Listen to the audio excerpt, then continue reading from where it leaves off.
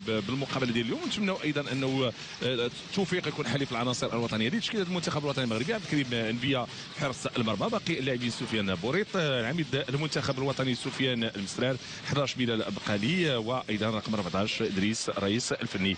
تشكيله اللي دخل بها المدرب ديال المنتخب الوطني المغربي هشام دقيق. اسماء احتياطيه بنك الاحتياط: انس الدحاني، انس العيان، يوسف جواد، عثمان ادريسي، اسماعيل امازال، سفيان الشعراوي، عثمان بومزو، محمد شريدو، وايضا خالد بوزيد. اكيد يعني شنو الملاحظه لانه كيبان اللي اساسيين كبلال. اعطيت الانطلاقه ديال المقابله هذه. محاوله تصويبه اولى كتجي من جانب المنتخب الزامبي، كترجع من ادريس رئيس فني كيحاول يمر من الجهه اليسرى الى القاع العالميه. لذلك اي منتخب كيفما كان دائما في المنطقه هذا هو الحل الوحيد.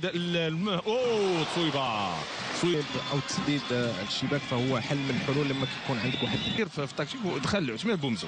كذلك هذا حل من الحلول.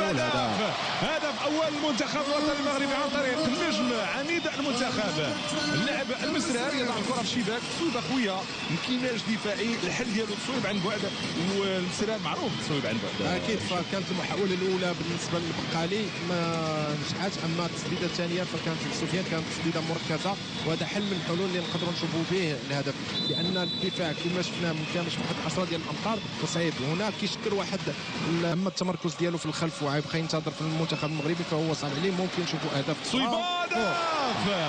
بلال البقالي يضع الكره في المرمى معلنا عن ثاني الاهداف. الطريقه ذكيه جيده. هذه القضيه ديال التصويب عن بعد، القضيه ديال التصويب عن بعد قام بها المسرار والان كيقوم بها بلال البقالي. واش لقاو الحل في التصويب؟ فكنظن بانه لقاو الحل في التصويب، لان المنتخب المغربي كان كيتوقع نفس السيناريوهات اللي تلقاهم في المقابله الاولى والمقابله الثانيه، جوج ديال الخصوم اللي كيرجعوا لك الدفاع المنطقه. فالحل من الحلول هو التسديد اللاعب ديالو بالرجل ديالو، فهو كينضاف اللاعبين الاخرين. هذه محاوله ممتازه، فرصه ديال هدف ثالث. نيار زامبي، انهيار زامبي امام طموح كبير للعناصر الوطنيه. هذا الاسلوب هذا هشام اسلوب رائع للمنتخب الوطني المغربي. اليوم بدينا بدايه جد مشجعه. المنتخب اللي كيفرحنا ديما يعني.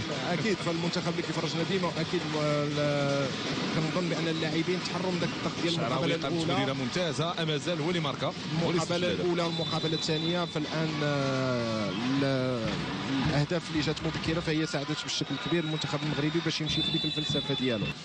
كنظن بانه بعد المقابلتين الاولى والثانيه الشعراوي هدف رابع. بعد المقابله الاولى والثانيه المنتخب الوطني المغربي ميديان ديالو في تصاعد.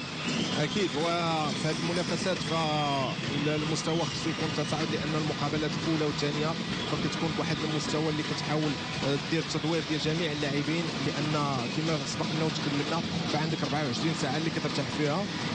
فالمنتخب المغربي لحد الساعه النتيجه غادي تساعدنا شيئا ما باش المخزون البدني وكذلك تعطينا واحد الراحه ذهنيه باش نحاولوا. ابرز الانديه وفريق كيتوي بيليد هادو هما الانديه. شعراوي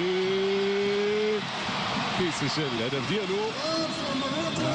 هذه المغامره ديال الخطه ديال الحارس الطائر، فاي لاعب كيضيع كره صيد فهو غادي يخلصوا ويكلفوا تكلفه كبيره. شوف هنا الحضور الجماهيري الكبير، شوف السعاده ديال هذه الجماهير التي تاتي في المدرجات، الجماهير التي تؤتت القاع المغطاه التابعه للمجمع الرياضي الامير مولاي عبد الله بمدينه الرباط. وهذه الانطلاقه ديال اللاعب الشعراوي هذا الهدف ديالو رقم 7 في كاس افريقيا هشام. فالشعراوي الان بعد هذه المقابلتين الثانيه والثالثه فهو غادي في واحد الخط تصاعدي. كنتمنى بانه يستمر في هذا المستوى باش نشوفوا في نفس. فهو هذه محاوله مسرار ينطلق بالكره ديالو، تمريره رجل اليمنى بلال. هدف جميل، هدف يدرس، هدف يدرس بطريقه بالاسلوب. سجل الاهداف مقابل شيء. الاسلوب المغربي، هدف مدرسه مغربيه كبيره، مدرسه مغربيه 100%. تيكي تاكا شفنا التمريرات القصيره، شفنا التموضع ديال اللاعبين وكذلك التمركز ديالهم. فهذا هو المنتخب اللي تعودنا دائما باننا نشوفوا الاهداف ديالو الجميله. ف6 ديال الاهداف في 11 دقيقه، فهذا شيء ايجابي في المقابله. شكون اللي باقي؟ كره مره اخرى مغربيه تصويبه كان بالامكان انها تكون في الشباك. ماذا يقول الحكم؟ تحرك ديال المرمى الشباك هو اللي رجعه. وقلنا هذه المساله ديال شوف هنا تصويبه كتعتم بالقائم، كان ممكن تكون في الشباك ويكون الهدف رقم 7 المنتخب الوطني المغربي. بين اللاعبين ديال المنتخب الوطني المغربي. اسماعيل مازال تمريره رائعه، انطلاقه من يوسف جواد، تمريره تحضير فرصه هدف رائع، هدف ديال انس عياد من اروع الاهداف. طريقه واسلوب فنان انس فنان ويستحق انه يكون ماشي غير فنان اليوم. هدف ثاني في الدوره بنفس الطريقه، وكذلك شفنا القوه ديال المنتخب المغربي كيفاش خرج من الضغط في المنطقه اللي صغيره. شوف معي الطريقه كيفاش قرا الكره، كيفاش التمريره ديال مازال رائعه جدا. هذا يوسف جواد قدم له الكره، او لا لا لا لا لا لا لا لا جميله هذه، كيرفع الكره تقنيه لوب على الحارس. الحارس كملها بالعين ديالو فقط وكيشوف بان الكره دخلت المرمى. شوف هنا طريقه ممتازه هشام، انت مدرب العيان اللي كره مره كيسجل اخرى. هدفين انطلاقه ديال اسماعيل ممتاز. اسماعيل مازال تمريره عرضيه فرصه هدف ثمين. المنتخب الزامبي ربما يتسنى الصفاره ديال ربما المنتخب الزامبي ما يعودش في الجو الثاني. صعبت عليه المؤامره، صعبت عليه هذه المباراه. اذا كنشوفوا 8 ديال الاهداف مقابل لا شيء، انهيار كامل للمنتخب الزامبي. انهيار كامل، ف 8 ديال الاهداف، دور كبير ديال اسماعيل مراوغه جميله ديال وعطى التمريره باناقه كيتم تسجيل الهدف. 8 ديال الاهداف مقابل لا شيء. يبدع المنتخب الوطني المغربي. هما كانوا سجلوا 20 و 23. هذه محاوله ممتازه. بلال كيسجل هدف رقم 9. هدف التاسع، فهي نتيجه عاديه بالساده المشاهدين تكون عندهم علم بان المنتخب المغربي فهو كيوازي المنتخبات العالميه وفي نهائيات وفي تظاهرات كبرى، فعدد عادي هذا اللي كيتسجل ديال الاهداف. حكم باننا نحكموا بان المنتخب الزامبي بانه منتخب ضعيف، ولكن هذه هي اللغه والفلسفه ديال كره القدم.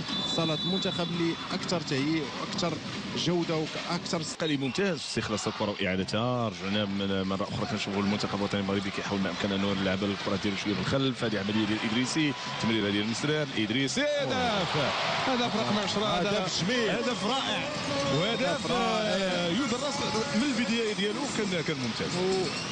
نفس الهدف اللي كان سجل في الشوط الاول. نعم. خروج من الضغط من المنطقه ديالنا في منطقه ضيقه اللي صغيره، شفنا كيفاش خرجوا مترابطات وثلاثيه مثلث اللي كانوا خرجوا به بالكعب.